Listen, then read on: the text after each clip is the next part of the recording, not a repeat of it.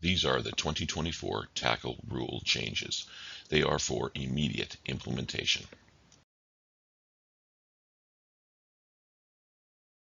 The first change is to the safety rules. Rule 1, Section 5, Article 1, time starts, and Rule 1, Section 5, Article 2, time stops. This has been done to ensure consistency with the timing rules across Canada. Any league wishing to make a change to these rules must apply to Football Canada in order to do so. Our hope is this rule will encourage leagues to not add time to games by changing the timing rules to suit their own needs. Section 6, Article 4, Note.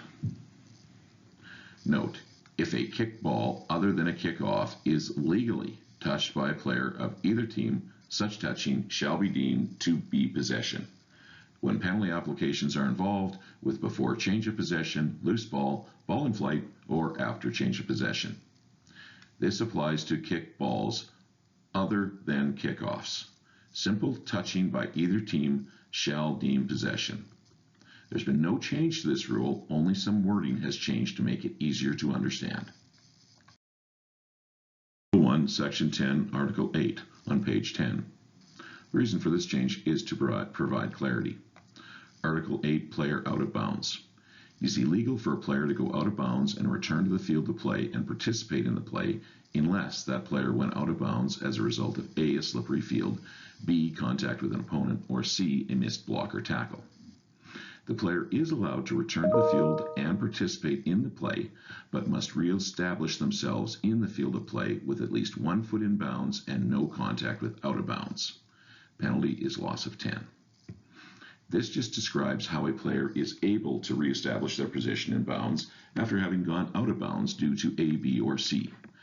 They must have 1 foot completely in bounds and not be touching out of bounds in any way. This re-establishes their position in bounds. It is illegal for an out-of-bounds player to participate on a kickoff before possession has been established. Penalty loss of 10 from the point of kickoff. So for example, if a team A or B player comes from out of bounds and establishes their position in bounds, they still may not be the first player who is allowed to possess the ball. Someone else must possess it first, remembering that just a touch is possession. Also, in another scenario, if a player of Team B reaches back into the field of play while still out of bounds and touches a kickoff, penalty, ball is dead at the spot of touch, with possession awarded along with a 10-yard penalty for illegal participation. So for example, if a player has 1 foot in bounds and 1 foot out of bounds and they possess the ball, the play is immediately dead and the possession is given to the team in possession with a 10-yard illegal participation penalty administered from the point of possession. Rule 1, Section 11, Article 2 on page 11. This is under the helmets and imitation of the ball article. An additional item H has been added. Leagues can approve and administer the use of communication devices, providing such devices do not alter or change the construction of the helmet. Reason for this change is clarity and enabling the game to evolve with technology. But this gives the entire issue to the leagues.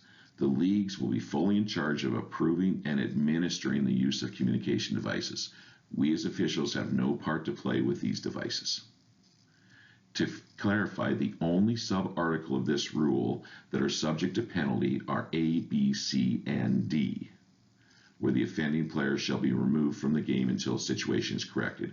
Offending team is also assessed a 10-yard penalty at point ball dead. So again, it's only for article areas A, B, C, and D. Rule 2, Section 1, Article 3 on page 15. Article 3, the number of officials per game shall be in accordance with the recommendations of the local, provincial, or national officials association. We've asked the National CFOA to come up with some minimum officiating crew sizes for each level of football.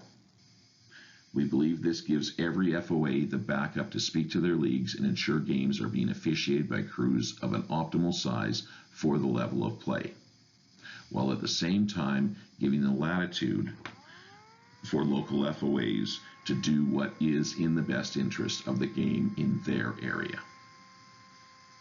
The reason for this change is clarity and standardization. 3, Section 2, Article 3, on page 19, Safety Touch. If in the judgment of the official, a team deliberately commits a holding infraction while in the act of conceding a safety touch, the score shall count and the penalty shall be applied at the point where the ball is next put into play or option.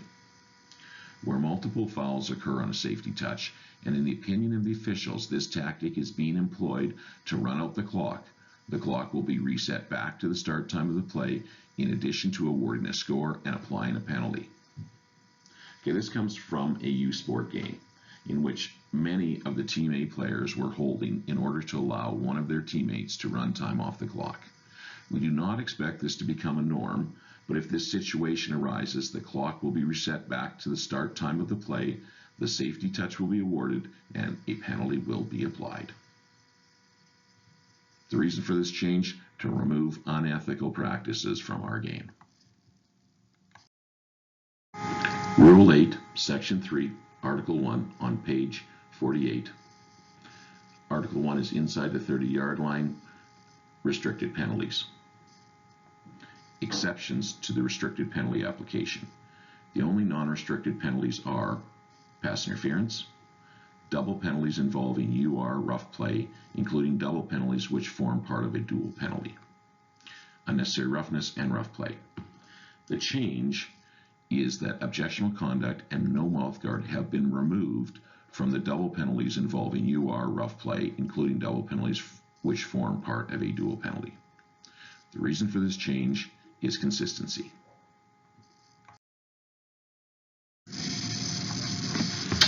Okay, one final thing. A request was made to put within the rules a section on security being provided to the game officials. The Rules Committee has asked the National FOA to look into this and provide recommendations. In the meantime, travel to and from the field as a crew. If you believe there may be an issue, ask the league personnel to assist. Do whatever is prudent in order to keep yourself safe. Thank you for your time. Any questions, concerns, suggestions, or typos you may see, please contact Walter Berry.